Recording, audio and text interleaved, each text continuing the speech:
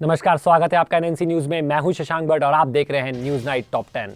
जम्मू कश्मीर के मुख्यमंत्री उमर अब्दुल्ला ने बीजेपी के प्रधानमंत्री पद के उम्मीदवार नरेंद्र मोदी पर जमकर हमला बोला। उमर ने मोदी को झूठा और बड़बोड़ा बताते हुए आरोप लगाया कि वे तथ्यों को अपने हिसाब से तोड़ मरोड़ कर पेश करते हैं। मोदी को जमीनी हालात के बारे में पता नहीं है। नरेंद्र मोदी साहब की एक आदत है कि वो हकीकत को अपने अंदाज से पेश करते हैं। उनकी आदत है वो अल्फाजों को तोड़ मरोड़ के पेश करते हैं। मतलब जो हवाई दौरे लगाते हैं उनको जमीनी हकीकत के बारे में क्या पता हो। मोदी साहब से कहें कि वो अपने जहाज से और हेलीकॉप्टर से उतरें, गाड़ी से चलने की हिम्मत करें, हम उनको बेशुमार डेवलपमेंट जो है जम्मू कश्मीर में दिखा पाएंगे। हाजीपुर में एक रैली को संबोधित करते हुए लोजपा सुप्रीमो रामविलास पासवान ने बीजेपी के पीएम पद के उम्मीदवार नरेंद्र मोदी की जमकर तारीफ की। पासवान ने मोदी में प्रधानमंत्री बनने की योग्यता और मोदी की देश का विकास कर सकते हैं। साथ ही साथ पासवान ने लोगों से बीजेपी के पक्ष में वोट करने की भी अपील की।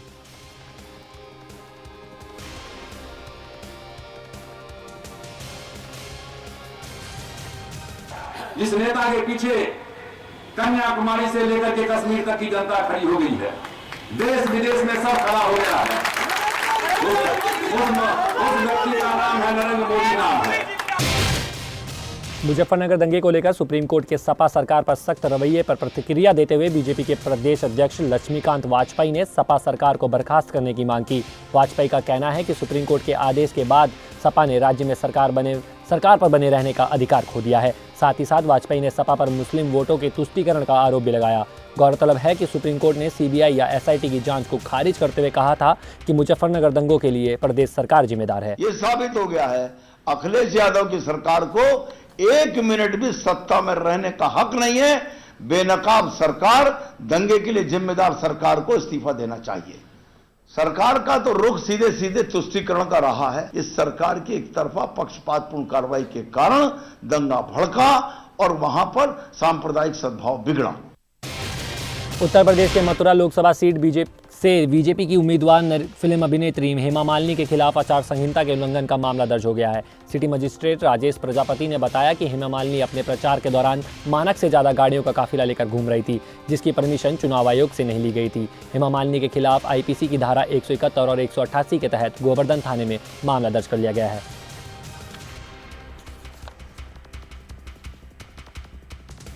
तो चूंकि आदर्श आचार संहिता का उल्लंघन पाते हुए थाना गोवर्धन में हमारे उड़न दस्ता टीम के प्रभारी संतोष कुमार के द्वारा एफआईआर दर्ज कराई गई है और धारा 188 का उल्लंघन है और 171 का उल्लंघन के तहत मुकदमा पंजीकृत कराया गया है। कांग्रेस का घोषणा पत्र जारी करते हुए प्रधानमंत्री मनमोहन सिंह ने महंगाई पर सफाई देते हुए कहा कि पिछले 10 सालों में सरकार ने आवश्यक चीजों के दाम नहीं बढ़ाए हैं। मनमोहन सिंह का कहना है कि सरकार गरीबों पर महंगाई की मार नहीं पड़ने देगी, साथ ही साथ किसानों पर ध्यान दिया जाएगा।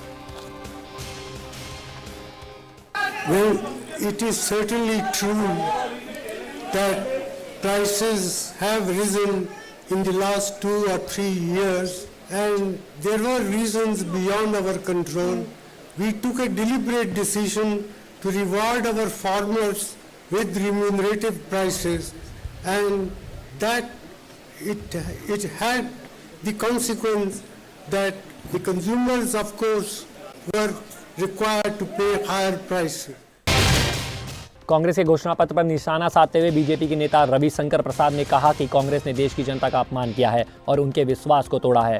साथ ही साथ रविशंकर प्रसाद ने कांग्रेस के घोषणा पत्र को धोखा पत्र भी कह दिया। मतलब आपने प्रॉमिस किया कि एक एक घर में हम दिया जलाएंगे। आज शहर में अंधेरा है आपके कारण, और आज ये वादा किया है कि पूरे हिंदुस्तान को रोशनी कर देंगे। ये कांग्रेस का घोषणा पत्र नहीं है, ये धोखा पत्र है। बीजेपी गर्ल बनने की चाहत जब पूरी नहीं हुई तो आइटम गर्ल राखी सावंत ने निर्दलीय मैदान में उतरने का फैसला कर लिया है। आपको बता दें कि राखी सावंत मुंबई की उत्तर पश्चिम लोकसभा सीट से निर्दलीय कैंडिडेट के रूप में चुनाव लड़ेंगी। गौरतलब है कि इस सीट पर समाजवादी पार्टी के नेता अभिनेता कमाल खान को टिकट दिया गया है। ऐसे में इस बार मुंबई की उत्तर पश्चिमी लोकसभा सीट पर काफी दिलचस्प मुकाबला देखने को मिलेगा। मैं इस साल लोकसभा चुनाव लड़ रही हूँ। मेरी कॉन्स्टिट्यूंसी है नॉर्थ वेस्ट और मैं यहाँ से खड़ी हो रही हूँ। आप सही बात कर रहे हो कि मुझे टिकट मिल रहा था बीजेपी से। पार्टी के घोषणा पत्र जारी करते हुए कांग्रेस के उपाध्यक्ष राहुल गांधी ने बीजेपी पर जमकर हमला बोला। राहुल गांधी ने कहा कि 2004 के चुनाव में इंडिया शाइनिंग की तरह 2014 में भी बीजेपी का वही हाल होगा। तो वहीं राहुल गांधी ने आगाह करते हुए कहा कि नरेंद्र मोदी से उनकी कोई व्यक्तिगत दुश्मनी नहीं है, लेकिन मोदी की विचारधारा भारत की विचारधारा के खिलाफ है। कांग्रेस किसी भी कीमत पर मोदी को प्रधानमंत्री बनने नहीं देगी। BJP has the ability to carry out campaigns like India Shining. I'm pretty confident that just like the balloon of India Shining exploded, this balloon too will explode. Bharat Pak सीमा के पास अमृतसर के राजाताल सीमावर्ती इलाके में बीएसएफ के जवानों ने 7 किलो हीरोइन के साथ एक पिस्टल और 5 जिंदा कारतूस बरामद किए।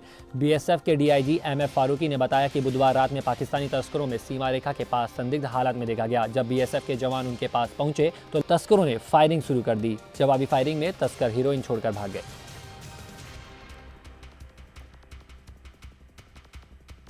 पर ਉਹਨਾਂ ਵੱਲੋਂ ਫਾਇਰਿੰਗ ਹੋਈ ਤੇ ਸਾਡੇ ਵੱਲੋਂ ਵੀ ਜਵਾਬੀ ਫਾਇਰ 'ਚ ਫਾਇਰ ਕੀਤਾ ਗਿਆ। ਉਹ ਬੰਦੇ ਹਨੇਰੇ ਦਾ ਫਾਇਦਾ ਉਠਾ ਕਰਕੇ ਫਰਾਰ ਹੋਣ 'ਚ ਕਾਮਯਾਬ ਹੋ ਗਏ ਨੇ। 7 किलो सस्पेक्टेड हेरोइन बरामद हुई है। न्यूज़ टॉप 10 में फिलहाल इतना ही। देश विदेश की ताज़ा खबरों के लिए देखते रहिए न्यूज़ नाइट। मुझे दीजिए इजाजत। नमस्कार।